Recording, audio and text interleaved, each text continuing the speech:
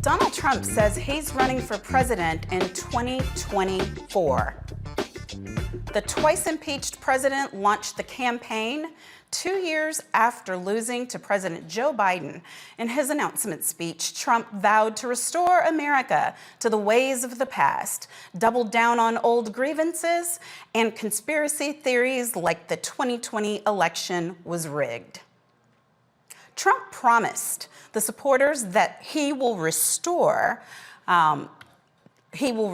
constitutional amendments limiting congressional terms and implement new voter identification standards by restricting voting to Election Day and counting only paper ballots.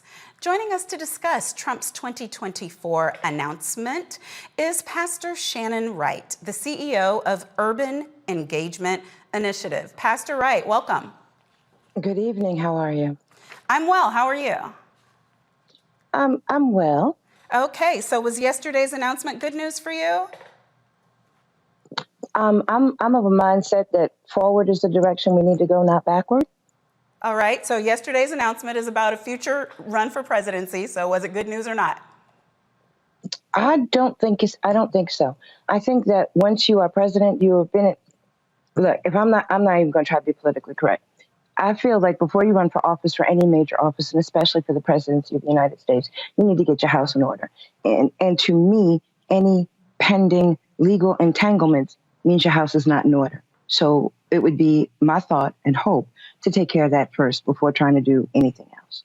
Okay, so were you, and correct me if I'm wrong, but I thought during President Trump's administration, you were a supporter, not just a conservative or a member of the Republican Party, but a supporter of his presidency. Is that correct? So it's interesting. I liked a lot of the things that President Trump did. I just don't like a lot of the things President Trump said. I've been a lot of folks over the last couple of years. On you were a supporter of his presidency or a no? I supported him running for president in the beginning.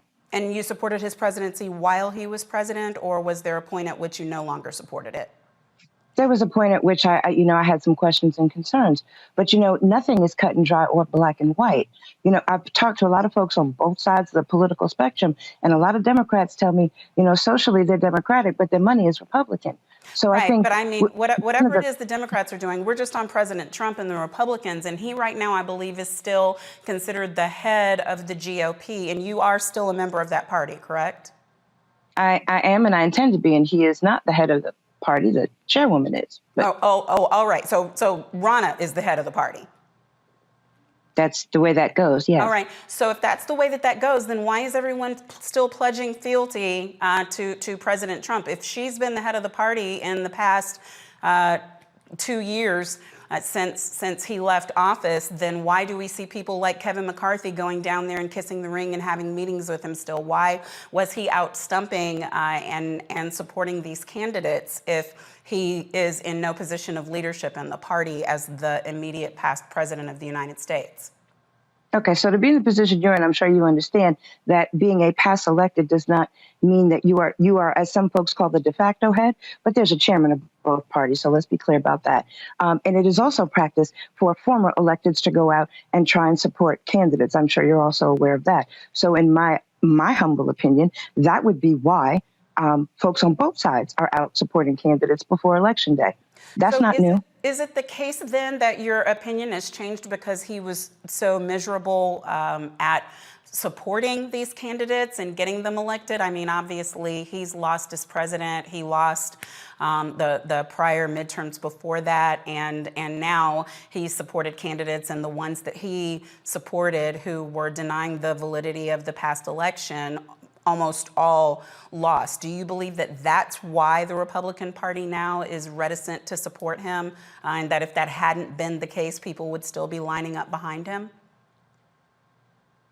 I'd like to think people would be lining up for what's good going forward. In terms of President Trump, he had a personality and a persona that was larger than life, and a lot of people were drawn to that. But you find personalities on both sides, but with regard specifically to him, that personality is larger than life, which in some cases was good, and in a lot of cases it wasn't. I feel that there's a certain... In what ways is his personality good for the country? Excuse me? In what ways was his larger-than-life personality good for the country? When you're president of the United States, you need to look like you got some spine and some backbone. And that takes a little bit of personality to do that, unlike how folks seem to describe the current president as Sleepy Joe. Oh, okay. So you're saying when he was doing things like shaking hands and smiling and trading love letters with dictators, that his larger-than-life personality was what was making that good for the country? Did you hear me say that? I'm asking. I don't believe those are the words that came out of my mouth. We're in the Q&A part of the show. I am asking, that's not what I'm saying. Are you saying that his larger-than-life personality and his semblance of a spine was what helped the country in terms of the way that he interacted with dictators from foreign nations? Well, not when you put in the whole part you just said about writing love letters back and forth to him. I mean, come on, let's be real about this. If you want to make sure that, who was it that said, I'm not even going to go back to that. When you're president of the United States, you want to make sure prevent is better than cure. So sometimes you want to, you want people to be a little bit afraid of what you're going to say and what you're going to do so that they don't actually test you so much. Right.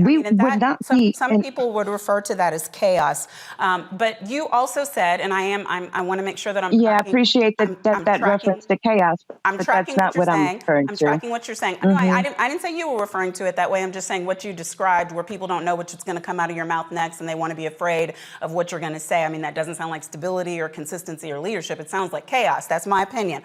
But what I'm asking you, based on what you said that because he's got all of these ongoing legal matters, it's better to clean your house first.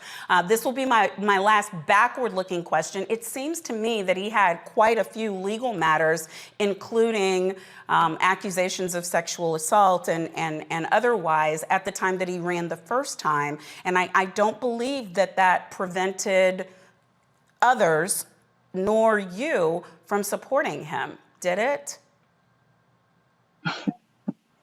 So are you asking me a question because you don't know the answer, or you just want to have a conversation on this topic? No, I believe you because either way, it's fine with me. Supported him, and now because he has legal matters, you shouldn't. So I'm asking what's changed because he had legal matters when he ran the first time. I didn't say because he has legal matters. I know. Okay. I'm very capable of understanding and controlling the words that come out of my mouth. So let's not try and twist those around, first of all. Second of all, as a rule, before you run for office, you should make sure your house is in order, especially if you have legal things pending. Now, as we've seen from past presidents and other elected officials, that's not always the case. My opinion, right now, we need to be looking forward. We need to be looking at a president that understands not just the economic, but the social, and can actually move forward in a way that unites rather than divides. Right now, we have a lot of division going on. And in order for the country and the folks in the country to benefit, we need someone that can actually unify and not divide. We got enough stuff to be able to divide us. Right, and it seems like there's a good deal of division within the Republican Party. I mean, I'm watching all of these challenges. They don't know who they want the speaker to be right now. They don't know who they want as the leader of the GOP, the minority leader for the GOP. So it seems like in terms of leading the unity call, the Republicans might want to get their house in order. But it is my understanding. Well, I'll tell you what, when the Democrats can do that as well, then maybe we'll follow that lead. Right, but as far as what I'm saying, we have this one president, right? I'm sorry. We've got this one president, and people voted by and large for Democrats to be back in office at a time when there was supposed to be a red wave. I mean, there wasn't even a red little tinkle tinkle. But I want to move on because we're funny short because on time. Red wave, and I was also hearing blue tsunami, and it looked like a purple puddle. All right, folks, back to our Roland Mark Unfiltered video in just one moment. Don't wait till November 8th. We can vote today, y'all. Early vote started this week. We're on Savannah State University's campus. We will be dorm storming today, giving out treats for everyone. We hope to see everyone at the polls when it comes to November. If you believe we got power, let them know. Make some noise. Put a fist up. I need to see a fist in the air because we got power. Come on, you put it up. Come get your shirt. We're out here in the streets of Savannah, Georgia. James, do not forget to go vote. I got you. If we vote the right people in, we can make a change. We can get these resources in our community. I am a woman, and it is important that we have the say-so of what we want to do with our bodies. We're concentrating on entrepreneurism, providing young people with resources and training that they need in order to change their trajectories. We want Black down. Democracy is on the ballot. Voting rights is on the ballot. Voting suppression is on the ballot. I am most passionate about those three combined because they all impact each other. Savannah is my home. I care about my community, and I care about representation in my community.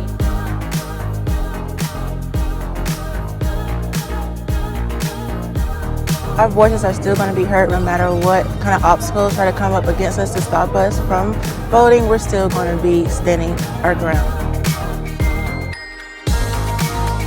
The effort that's being made to keep our communities from voting. So that makes me realize it's even more important, because if it wasn't important, they wouldn't be fighting to make sure we couldn't vote. This doesn't stop this year. This is a forever movement. We're going to exert our power as a people, walk in our rightful place. We're going to change our communities, fight for our communities, and build our communities.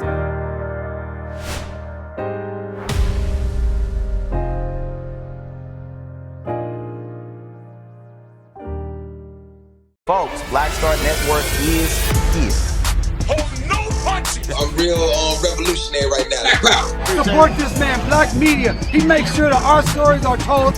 Thank you for being the voice of Black America, Roland. Stay Black. I love y'all. All momentum we have now, we have to keep this going. The video looks phenomenal. See, this difference between Black Star Network and Black-owned media and something like CNN. You can't be Black-owned media and be scared. It's time to be smart. Bring your eyeballs home.